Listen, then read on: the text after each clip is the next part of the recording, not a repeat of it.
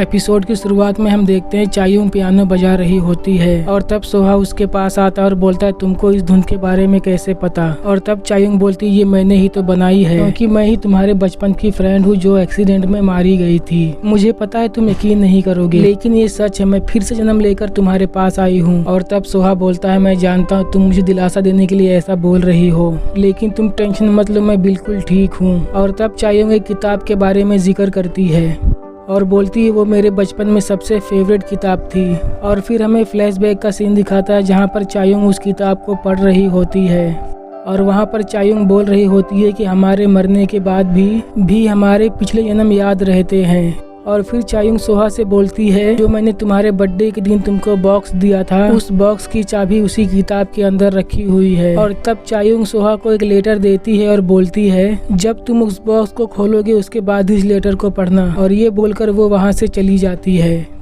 और फिर वो अपनी छोटी बहन के पास जाती है और वो सियोन से बोलती है मैंने सोहा को सब कुछ बता दिया है। और तब सियोन चायुंग से बोलती है क्या सोहा ने तुम्हारी बातों का यकीन किया। और तब चायुंग बोलती है हमें थोड़ा इंतजार करना पड़ेगा, देखते हैं क्या होता है। और फिर चायुंग अपने घर जाती है, तब मिंकी उससे मिलता है और उससे पूछता है क्या तुमको पहले जन्म के बारे में कुछ और याद आया। और तब चायुंग बोलती है मुझे ज्यादा इंटरेस्ट नहीं है अपने पहले जन्म को जानने में। और ये बोलकर वो वहाँ से चली जाती है। और फिर हम देखते हैं सोहा अपने घर पर सो रहा होता है लेकिन उसको नींद नहीं आ रही होती है। और तब सोहा उठकर उस बॉक्स के पास जाता है और तब सोहा उस बॉक्स को लेकर उस किताब को ढूंढने लगता है जिसके अंदर उसकी चाबी रखी हुई होती है। और तब उसे वो किताब मिल जाती है और तब सोहा उस बॉक्स को खोलने वाला होता है लेकिन तभी उसको किसी के आने की आवाज सुनाई देती है। और तब सोहा उस बॉक्स को वहीं पर छुपा देता है। और तब सोहा के अंकल संयोग वहाँ पर आते हैं और तब उसके अंकल सोहा को डिनर करने के लिए पूछते हैं। और तब सोहा इनकार करके वहां से चला जाता है।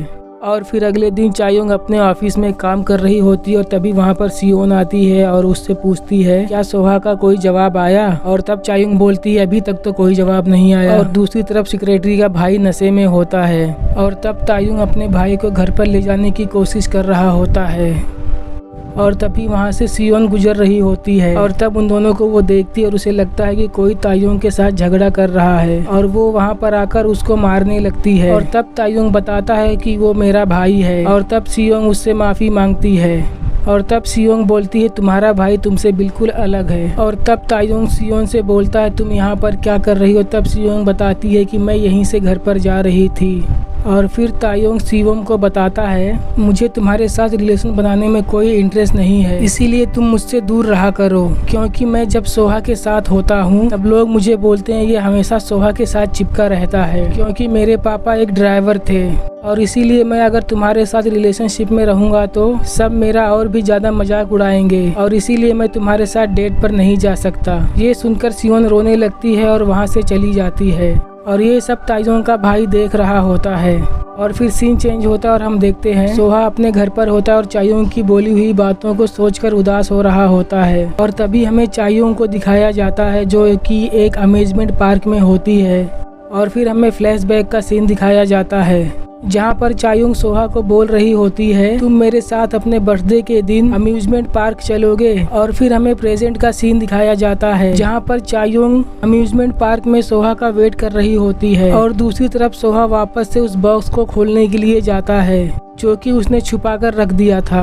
और फिर वो उस बॉक्स को खोलता है और उसमें देखता है एक किताब रखी हुई होती है और उसमें कुछ ऐसी बातें लिखी हुई होती हैं जिसे पढ़कर सोहा को यकीन हो जाता है शायद चायुंग ही मेरे बचपन की दोस्त है। फिर वो चायुंग के पास जाता है और वो रोते हुए चायुंग को बोला क्या सच में तुम वही हो। और तब चायुंग बोलती हाँ मैं वही हूँ, तुम्हारे लिए वापस आई हूँ।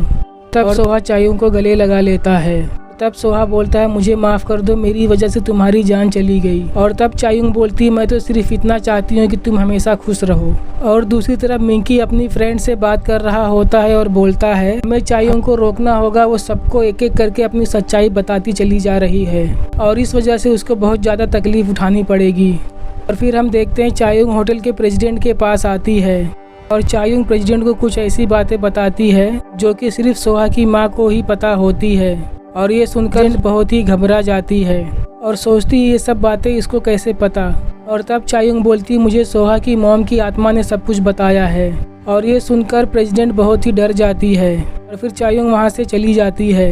और फिर आगे हम देखते हैं सोहा अपने अंकल से बात कर रहा होता है और पूछता है तुमने बचपन में मेरा एक्सीडेंट क्यों करवाया। तब उसके अंकल बोलते हैं वो मुझसे एक गलती हो गई थी, मैं नहीं जानता था कि तुम भी उस गाड़ी के अंदर हो। और तब उसके अंकल सोहा से माफ़ी मांगते हैं और तब सोहा अपने अंकल से बोलता है तुम अपने गुनाह को कबूल कर लो और अपने आप को पुलिस के हवाले कर दो, नहीं तो मैं खुद जाकर पुलिस को सब बता दूंगा। और फिर आगे हम देखते हैं सोहा के अंकल अपना गुनाह कबूल कर लेते हैं और जेल चले जाते हैं। ये सब न्यूज़ में देखकर सारे लोग बहुत ही हैरान हो रहे होते हैं। और दूसरी तरफ सोहा चायुंग के पास आता है और तब दोनों जाते हैं बाहर घूमने के लिए। और तब चायुंग सोहा से बोलती है ये जगह वही है जहाँ पर मेरा पहला जन्म हुआ था और यहीं पर एक आदमी मेरी तरफ आता हुआ नजर आता है सपने में मुझे हमेशा। और तभी चायुंग को अपने पिछले जन्म की कुछ बातें याद आने लगती हैं और तब वो वहाँ पर सोहा को भी देखती है और तब चायुंग सोहा को चाकू मार देती है और यहीं पर एपिसोड ख़त्म हो जाता है। अगर आप लोगों को ये एक्सप्लेनिंग अच्छी लगी हो तो इस चैनल को लाइक एंड सब्सक्राइब करें। मिलते हैं नेक्स्ट एपिसोड के साथ, तब तक के लिए गुड बाय।